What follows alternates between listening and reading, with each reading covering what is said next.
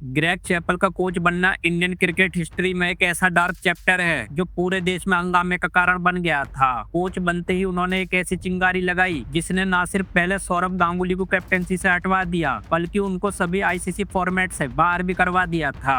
आलम यह था कि दुनिया भर के बॉलर्स को अपने टैलेंट से खून के आंसू रुलाने वाले इस प्लेयर की आंखों में आंसू आ गए, लेकिन बंगाल टाइगर ने हार नहीं मानी। उन्होंने शानदार कमबैक करते हुए क्रिटिक्स के मुंह पर जोरदार तमाचा मारा। यह एक ऐसा कमबैक था जिसकी होप सौरभ गांगुली के साथ साथ कोच ग्रेग चैपल और इंडियन सेलेक्टर्स को भी नहीं थी। ग्रेग चैपल जल्द ही इंडियन मीडिया में अटेंशन पाने लगे थे। उनकी कोचिंग में भारत का पहला टूर्नामेंट 2005 इंडियन ऑयल कप था। पाकिस्तान के खिलाफ ओडीआई सीरीज के दौरान सौरभ को स्लो ओवर रेट की वजह से मैच रेफरी क्रिस ब्रॉड ने 6 ओडीआई मैचों का सस्पेंशन थमा दिया था। इसीलिए श्रीलंका में खेली गई इंडियन ऑयल ट्राई सीरीज में राहुल द्रविड़ को टीम का कैप्टन बना दिया गया। पनिशमेंट के बाद वापस आए सौरभ को फिर से इंडियन टीम का कैप्टन अपॉइंट कर दिया गया था।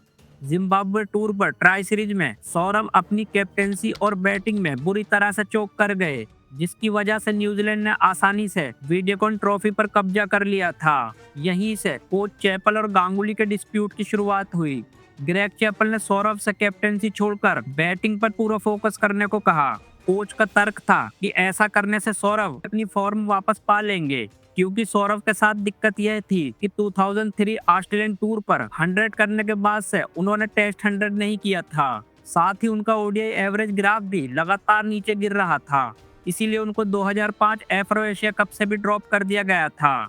सौरभ के लिए दूसरा माइनस पॉइंट यह था कि यंगस्टर मोहम्मद कैफ और युवराज सिंह ओडीआई के साथ साथ टेस्ट क्रिकेट में भी सौरभ के लिए लगातार खतरा बनते जा रहे थे। कैफ और युवराज ने वीडियोकॉन ट्राई सीरीज में कोच की नजर में अपनी रिस्पेक्ट और भी ज्यादा बढ़ा ली थी।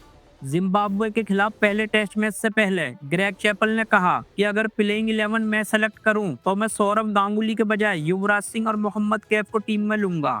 कोच की इस भड़काऊ कमिटमेंट से नाराज सौरभ ने टूर को बीच में ही छोड़ने का डिसीजन लिया। टूर के बीच से इस तरह का कैप्टन का चले जाना बेहद कंट्रोवर्शियल इश्यू था। टीम डायरेक्टर अमिताभ चौधरी ने सौरभ को किसी तरह से समझाकर मामले को शांत किया।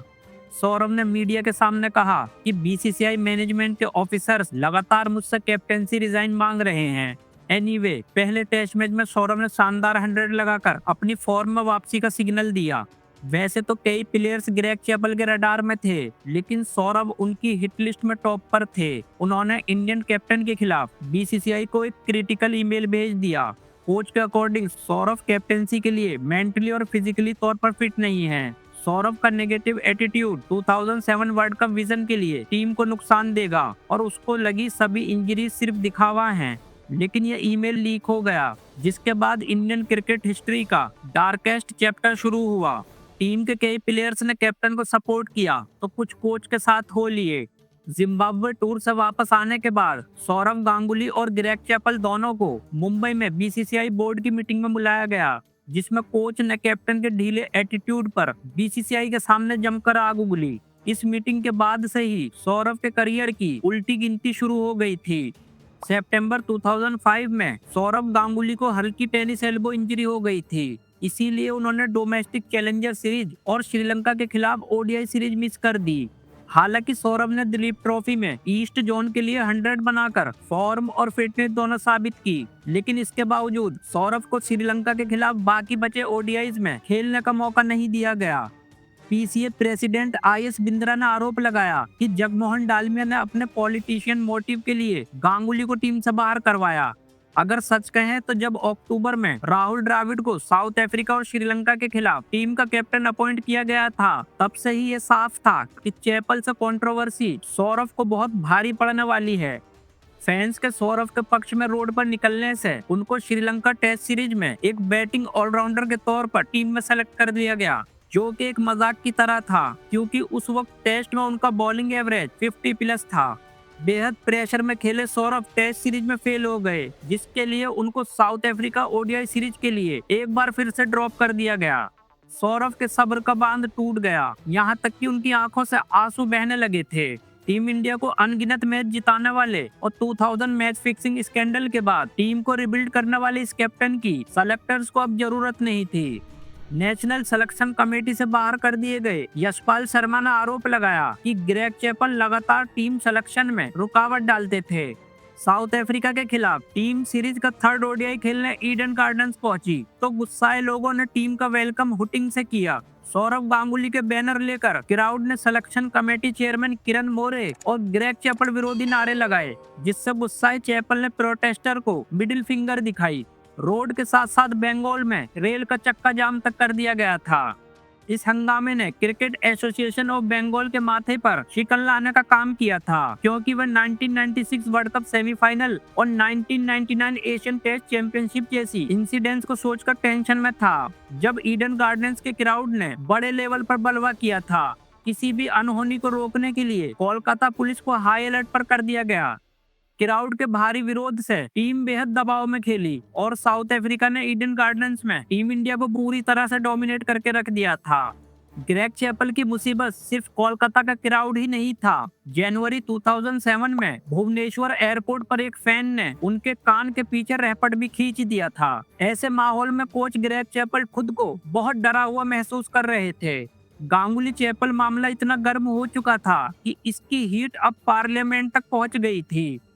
2006 ईयर में डोमेस्टिक ग्राउंड्स पर आईसीसी चैंपियंस ट्रॉफी और साउथ अफ्रीका टूर पर ओडीआई सीरीज में बड़ी हार के बाद सौरव को केएफ और युवराज के खराब फॉर्म का फायदा मिला। इसी टूर से सौरव गांगुली का एक बार फिर से अनबीटेबल कमबैक शुरू हुआ।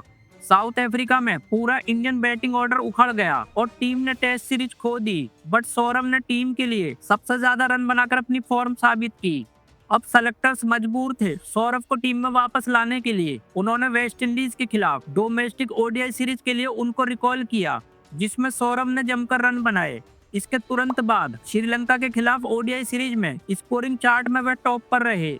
अब फॉर्मर इंडियन कैप्टन की असली परीक्षा 2007 वर्ल्ड कप में थी। लास्ट एडिशन के रनर अप से इस बार भी पूरी दुनिया को बहुत उम्मीदें थी। बांग्लादेश और बरमूडा के खिलाफ सौरभ ने लगातार 250 प्लस स्कोर बनाकर अपनी शानदार फॉर्म जारी रखी, बट बांग्लादेश के खिलाफ टीम की हार में बेहद स्लो बैटिंग के लिए उनकी बहुत आलोचना की गई थी।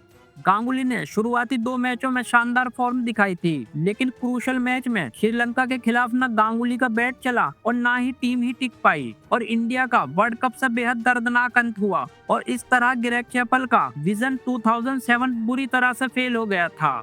टीम और मैनेजमेंट को क्राउड का बड़े पैमाने पर गुस्से का सामना करना पड़ा। ग्रेग का कॉन्ट्रैक्ट 2007 कैरिबियन वर्ल्ड कप तक ही था। इस तरह गांगुली चैपल कंट्रोवर्सी का दी एंड हुआ, लेकिन उससे पहले गुरु ग्रेग ने बोर्ड को एक रिपोर्ट दी, जिसमें उन्होंने सौरव गांगुली, सचिन तेंदुलकर जैसे कई सीनियर प्लेयर्स के रवैये की तीखी आलोचना की थी। गांगुली ने 2007 ईयर में टेस्ट और ओडीआई दोनों में शानदार परफॉर्मेंस दी। उन्होंने ऑलमोस्ट 61 एवरेज से जैक कैलिस के बाद उस साल टेस्ट मैचेस में सबसे ज्यादा रन बनाए। यह गांगुली के ओवरऑल करियर में एक कैलेंडर ईयर में सबसे ज्यादा रन थे। ओडीआई में भी उन्होंने कंसिस्टेंसी दिखाई और ऑलमोस्ट 44 एवरेज से रन बनाए। 2002 ईयर के बाद यह फर्स्ट टाइम था जब उन्होंने इस फॉर्मेट में 1000 प्लस रन बनाए थे। सौरव गांगुली ने ऑफिशियली 2008 ईयर में रिटायरमेंट ले लिया। उनके चेहरे पर अब वह प्यारी स्माइल लौट आई थी, जो ढेरों कंट्रोवर्सीज के चलते कहीं खो सी गई थी। चैपल के कोच बनने के बाद सौरव के करियर में एक के बाद एक प्रॉब्लम आई, बट उन्होंने इन सभी को पीछे छोड़ते हुए जोरदार कमबैक किया और ऐसा कमबैक किया जिसकी मिसाल क्रिकेट हिस्ट्री में बहुत ही कम देखने को मिलती है। गाइस, आप गांगुली और चैपल कंट्रोवर्सी में किसको सबसे ज्यादा दोषी मानते हो? क्या वाकई कोच ने सौरव पर जरूरत से ज्यादा प्रेशर बनाया था, या सौरव के गिर रहे बैटिंग ग्राफ को देखते हुए ग्रेग चैपल का कैप्टेंसी छोड़ो और बैटिंग पर ध्यान दो डिसीजन ही ठीक था? इस बारे में हमें अपनी राय कमेंट्स बॉक्स में जरूर दें। अगर आपको भारत की 2007 वर्ल्ड कप की पेनफुल हार की स्टोरी के बारे में जानना है तो आप ये वाला वीडियो देख सकते हो। इसी तरह की और मजेदार वीडियोस के लिए चैनल को सब्सक्राइब जरूर करें। जय हिंद।